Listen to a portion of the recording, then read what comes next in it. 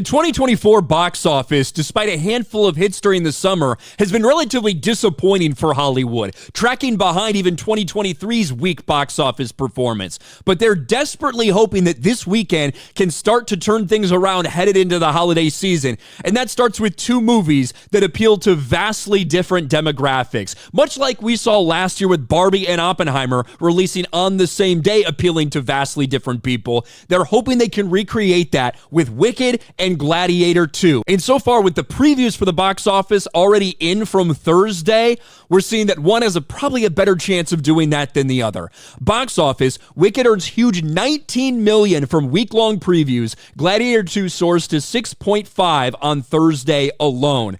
Now, that $19 million from Wicked does include some Monday special previews and some Wednesday special previews. $11 million purely on Thursday. We'll see what the rest of the weekend holds, but most people are estimating Wicked is going to open to over $100 million at the domestic box office. And there's no denying that Wicked is going to appeal predominantly to women. Gladiator 2 probably will appeal predominantly to men. I'm sure there's going to be a lot of crossover, as there always is for these things, depending on, hey, am I taking a date to this movie? Am I going with my wife? Whatever it may be. But something I've been saying about Wicked for months now, including through all this controversy when the lead actress Cynthia Erivo really responded in a strange way, in a pathetic way, to these posters that got made of her, tried to act like she was a victim of some sort. It was sad, it was pathetic, and of course I called it out. But even in those videos, when I called it out, I said that if you think that that's going to make this thing flop at the box office or something, I don't think that that's the case.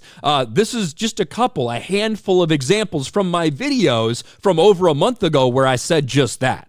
It really is. I still think that despite this and despite some people probably thinking, wow, this person is crazy, the lead actress in this role, I still think it's probably going to go on to be fairly successful, despite the fact that pretty large demographic, including myself, not going to be interested.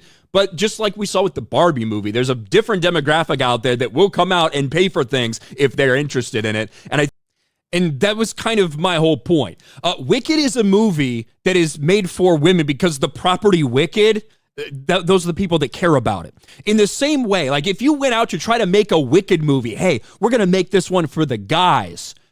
One, guys probably wouldn't show up to it in large numbers. And two, the people who do like it, the women who did like Wicked, they're probably not going to like the changes you made. Now, I haven't seen Wicked, but from everything I've heard from people that have gone, a lot of people have very much enjoyed it, in large part because it stays very true to what they saw in the Broadway musical. And that's really what you should be focused on when you're making these sort of adaptations. In the same way that you shouldn't go and take a brand like Star Wars, which appeals predominantly to men, certainly not all, certainly a lot of female Star Wars fans out there, but they like it for what it is. You shouldn't go into that brand and then say, hey, we're going to make this for women now. Because guess what? They're not going to show up, for one, and two, you're going to alienate the people that actually are fans of that franchise. Now, when it comes to Gladiator 2, I think it's going to be a little more rough sledding. I think it's probably going to open decently, but the problem with Gladiator 2, it's a very, very expensive movie. $250, $300 million potential budget. So you're looking at having to do big numbers just to break even. I saw Gladiator 2.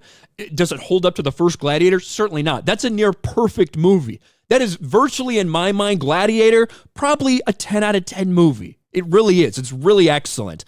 And the follow-up to it, it leaves a little bit to be desired, certainly. I don't think it's bad. I would give it like a 5.5 or a 6 out of 10, somewhere in that. I thought it was okay. Didn't love it. Certainly didn't hate it, though. But it's going to draw predominantly men to the box office. I don't think we're going to see the same levels as Barbie and Oppenheimer, but certainly the box office could use a boost after so many of the disappointments we've had. Moana 2 comes out during Thanksgiving week. That's probably going to be really big with both of these movies in their second weekend as well.